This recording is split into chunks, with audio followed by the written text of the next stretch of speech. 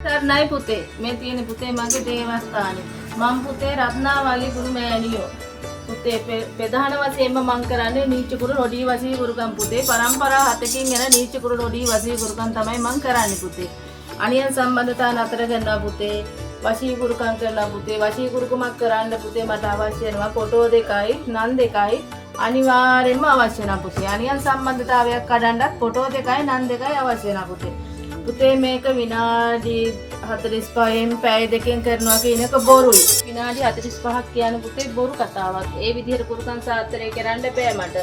තේරුණාද පුතේ? මං කරනවා නම් කරන්නේ දවස් 3යි දවස් 7ක් ඇතුළත මට සියලුම ප්‍රශ්න ගැටලු විසඳලා දෙන්න පුළුවන් පුතේ මට.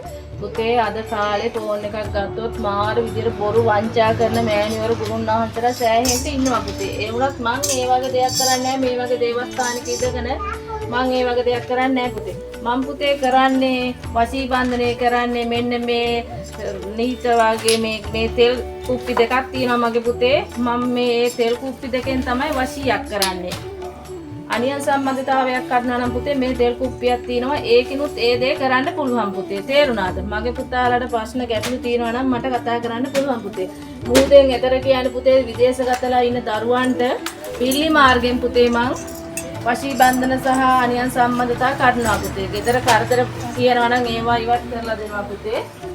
අනිවාර්යයෙන්ම මගේ පුතාලා වීඩියෝ එක බලලා මගේ දේවස්ථානයේ වීඩියෝ එකේ වැටෙනවා හොඳද කියලා බලලා මට කතා කරලා ප්‍රශ්න ගැටලු කියලා සියලුම දේවල් විසඳ ගන්න පුළුවන් පුතේ.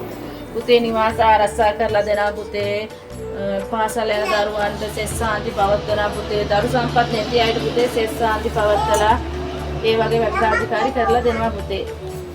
ඔබට අවශ්‍ය වශී ගුරුකම් අනියම් සම්බන්ධතා කැඩීම් විභාග ජය සඳහා පූජා සතුරන් මෙල්ල කිරීම ව්‍යාපාර දියුණුව සඳහා යන්ත්‍ර දැමීම වරම් පිර කැපීම පවුල් වෙන් කරන අය හට දඬුවම් ලබා දීම විදේශගත දරුවන් සඳහාද එතරට හරියන සේ ගුරුකම්